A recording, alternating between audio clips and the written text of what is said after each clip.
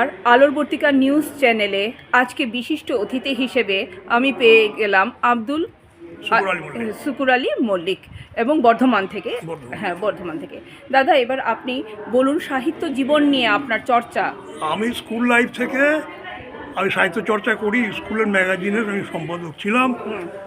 আমি সেই থেকে লেখালেখি শুরু করে দিয়েছি। আমি বর্ধমান জেলার দেবীপুর গ্রামের পাশে পূর্ণ গ্রামের আমার জন্মস্থান।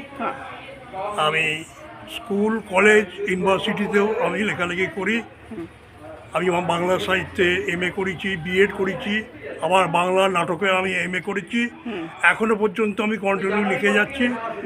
আমার মোটামুটি 7টা কাব্যগ্রন্থ আছে এবং এমনি তো গ্রুপের মধ্যে লেখা আছি অনেক। হ্যাঁ, যে বিকাশদা চলে গেল আমার সামনে দিয়ে, আমার সঙ্গে কথাই বলে গেল না। হ্যাঁ, ঠিক আছে, আপনারা সবাই ভালো থাকবেন। আমার খুব ভালো লাগলো এই কথাগুলো দিদির সাথে আমি শেয়ার করে নেবার জন্য। আমি একটা কবিতা আবৃত্তি করি। হ্যাঁ, কবিতা কেমন আছো? হে আমার পূর্বপুরুষেরা, ভালো আছো জেনে খুশি হলাম। আমরা এখানে ভালো নেই মোটেই। ও আমার প্রিয়জনেরা, তোমাদের শুনিয়ে দিলাম। এই পুরা দেশে হিংসার কবলে প্রতিদিন বলি হয় কত না মানুষ। কবিতাও শুয়ে আছে লাশ কাটা ঘরে, নিরাভরণ শীর্ণকায় দেহে। অলংকার চুরি করে নিয়ে গেছে ভালো মানুষের দল। আয়োজনের শেষ নাই, অস্ত্র সানিয়ে চলে একদল তুষার দানব। শক্ত মাটিতে বীজ বপন করে অবহেলিত একদল শব্দ চাষির দল। আগে পিছে দেখে না, সামনেটাই সব। ফসল ফলিয়ে যায় অপরের জন্য, সঠিক মূল্যায়ন হয় না কোনো দিন।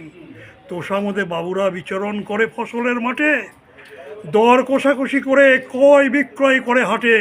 প্রকৃত মালিক ন্যায্য প্রাপ্য থেকে বঞ্চিত, উপঢৌকন ছিনিয়ে নিয়ে যায় সব জান্তা বাবু। কলমের নিব দিয়ে যারা প্রতিনিয়ত কাটা ছেঁড়া করে চলেছে কবিতার অবয়ব। দারুণ কবিতা, এবং এটা সময়ের কবিতা আপনি বলছেন। আপনি মূলত কি ধরনের কবিতা লিখতে পছন্দ করেন? সময়ের কবিতা, না প্রকৃতি, না প্রেম, না? একজন কবি সে মানুষের জন্য লিখবে, মানুষকে অবহেলিত এই জনগণের কথা তুলে ধরা। আজকে যেভাবে অস্থির সময়ের মধ্যে দিয়ে আমরা চলেছি তার কথা প্রকাশ করা, সব রকমের একটা কবিতা মানুষের জন্যে। আচ্ছা, হ্যাঁ হ্যাঁ, সমাজ সংস্কার করবে, একটা গণজাগরণের করে মানুষকে জাগিয়ে দেবে যারা ঘুমন্ত অবস্থায় আছে। রাইট, ঠিক কথা বলেছেন।